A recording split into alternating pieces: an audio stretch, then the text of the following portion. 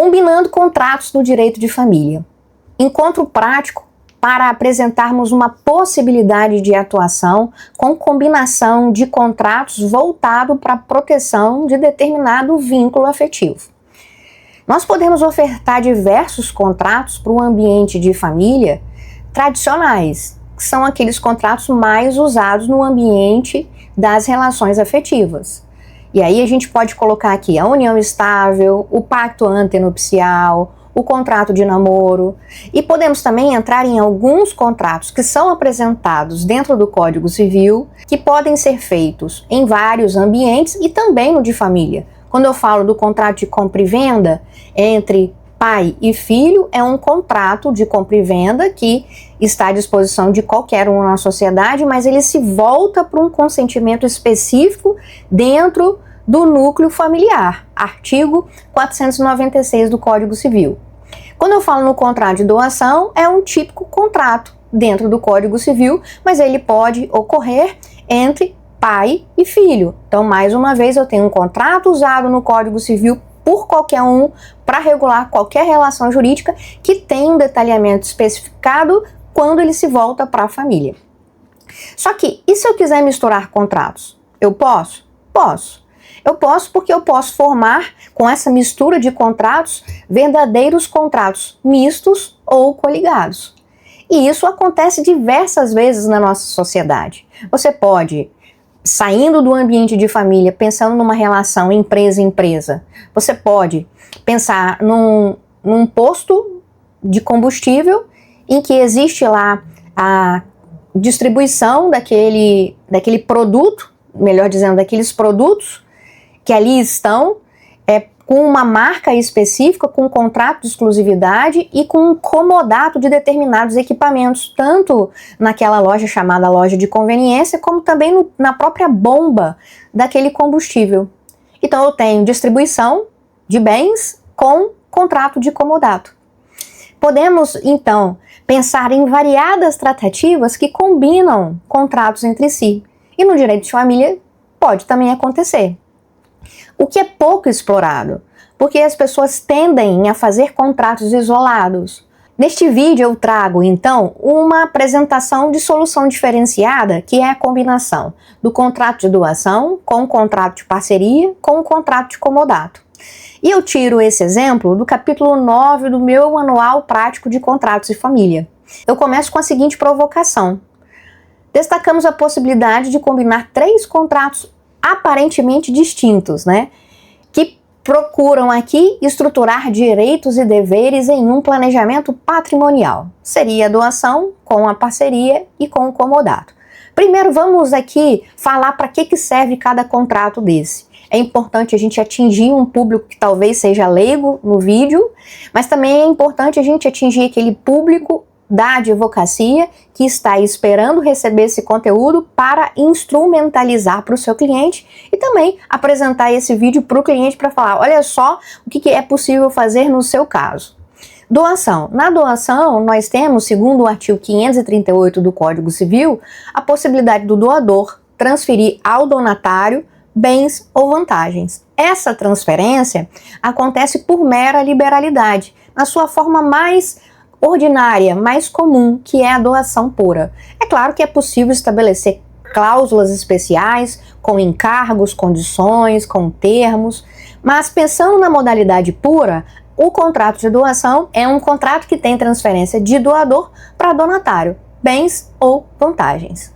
Agora, quando eu falo em colocar a figura da parceria próxima ao contrato de doação, eu estou imaginando um universo em que pessoas não querem ainda constituir uma sociedade e querem ser parceiras para testar um interesse em comum. Então, elas formam um contrato de parceria, formam aí uma relação com interesses para diminuir custos entre elas e, no futuro, quem sabe, isso pode virar uma sociedade. Ou não, pode ser que nunca vire uma sociedade. 2 médicos, primos, vão dividir custos dentro de uma clínica, eles usam essa clínica de forma muito esporádica, Um usa num dia da semana, o outro usa no outro dia. Inclusive tem outras pessoas que também utilizam essa clínica e eles resolvem fazer uma parceria. E especificamente, uma dessas pessoas também resolve fazer um contrato de doação de um equipamento médico disponível nessa clínica para o outro. E isso não vai cobrar nada, é só para incentivar a pessoa ao início de uma atividade profissional. Parceria com doação. E onde entra o comodato? Vamos supor que haja um equipamento ali que possa ser utilizado como um empréstimo de uso de uma pessoa para outra pessoa, de um médico para outro médico. Esse contrato de comodato, então, vai servir para regular uma situação específica dentro desse caso. Só um equipamento será dado em empréstimo. Eu falei o que era doação, agora eu vou falar o que é a parceria. Parceria é um negócio jurídico feito entre pessoas, não tem tipificação no código, para regular interesses e objetivos comuns.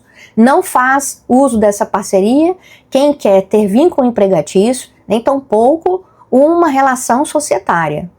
É uma união de esforços em torno de um objetivo comum. É possível estabelecer metas, responsabilidades, direitos, deveres, uma forma de ratear despesas, e é possível também que cada parceiro, como uma forma de incentivo ao outro, venha dar em retribuição o pagamento de determinada comissão.